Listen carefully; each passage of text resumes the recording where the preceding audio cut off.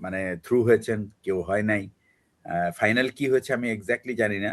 দুজন আজকে ক্যান্ডিডেটের হওয়ার কথা ছিল।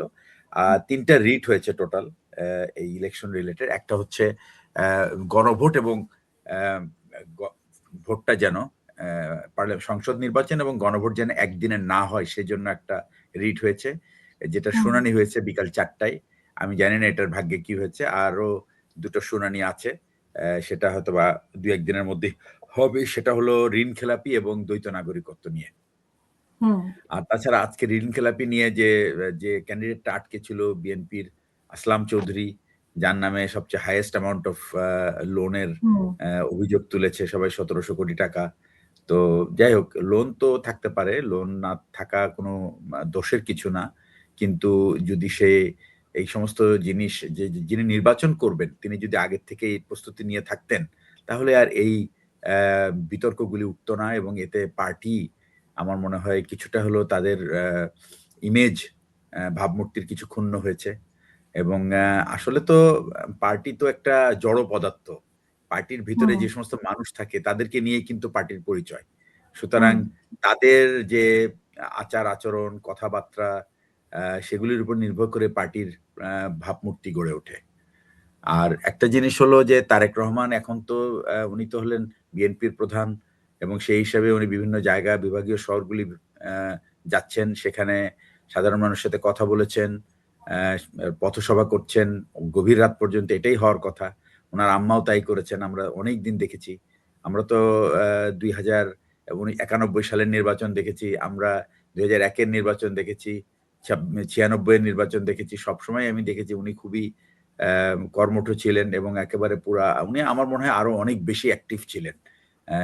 তারেক রহমান সাহেব এখন তার নিরাপত্তাজনিত বিষয়টা হয়তো তাকে কিছুটা আড়ষ্ট করে রেখেছে। তবে আমার মনে হয় উনি আস্তে আস্তে এখান থেকে বের হবেন, বের হতেও পারবেন। এটা সবই নির্ভর করছে তার সাহসের উপরে। এবং আসলে সাহস একটা এমন একটা জিনিস, এটা যদি একবার এটাকে জেঁকে ধরে, যদি ভয় যদি কারো ভিতরে জেঁকে ধরে, তাহলে সেখান থেকে উতরে ওঠা কিন্তু খুব ডিফিকাল্ট। তো যারা নাকি নেতৃত্বে থাকে তারা সবসময় সামনে থাকে।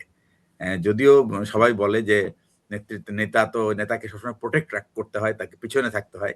বাট অ্যাকচুয়ালি যারা ট্রু লিডার তারা কিন্তু সবসময় সামনেই থাকে এবং তারা সেখান থেকে এটা নেতৃত্বটা দেয়। তো সেই দিক থেকে আমার মনে হয় আস্তে আস্তে উনি এই খোলস থেকে বেরোচ্ছেন। এবং সেদিক থেকে জামাতের আমির উনিও তার প্রচারণা শুরু করেছেন ঢাকা 15 আসনে, যেখানে উনি প্রার্থী।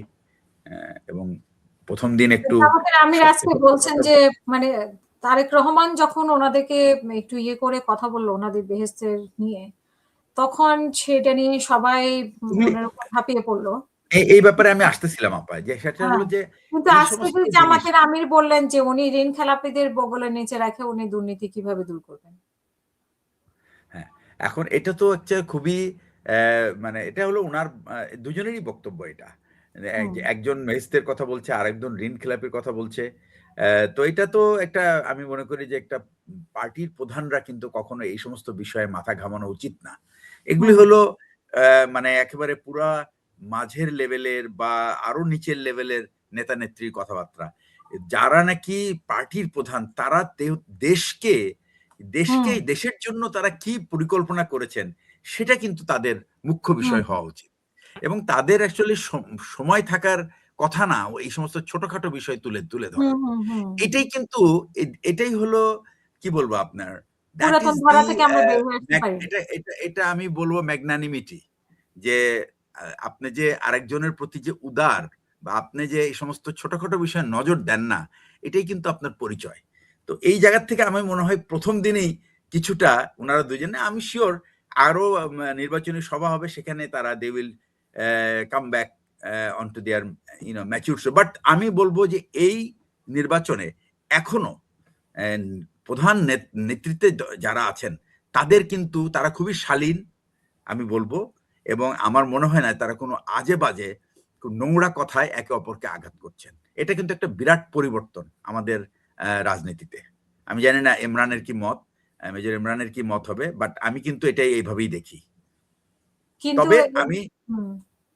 তবে আমি ফিল করি যে প্রধানরা প্রাইমারিলি তাদের স্ট্র্যাটেজিক ভিউ যেটা, দেশের ব্যাপারে তাদের ভিউটা কি, তারা শাসন ব্যবস্থা কিভাবে, মানুষের যে এখানে সবাই বলা হয় যে জনগণের শাসন, আসলে আমাদের যে পার্লামেন্টারি যে অবস্থা, সেই পার্লামেন্টের যে অবস্থা এবং সেখানে যে কি বলে আপনার এক্সিকিউটিভ এবং লেজিসলেটিভের ভিতরে যে কোনো রকম দেয়াল নাই, একে অপরকে চ্যালেঞ্জ করতে পারে না, এই বিষয়টা কিন্তু বড় পার্টিরা যদি অ্যাড্রেস না করতে পারে যে এটা কিভাবে তারা এটা দূর করবেন, এটা যদি এই সার্বভৌমত্ব, সংসদের যে সার্বভৌমত্ব, 70 আর্টিকেল পৃথিবীর কোনো জায়গায় নাই। 70 article is not applicable in any countries, any developed countries. আমাদের এখানে সবাই কিন্তু একটা কথা বলে যে বাংলাদেশে কিন্তু আমরা নতুন গণতন্ত্র। ভাই, আমরা নতুন গণতন্ত্র না, আমরা 55 বছর অলরেডি পার করে ফেলছি।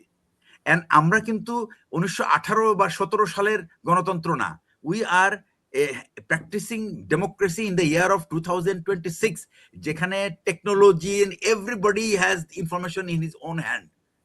তো এইখানে এসে যদি আমরা বলি যে আমরা নতুন রাজনীতি করছি, আই ক্যানট অ্যাকসেপ্ট ইট।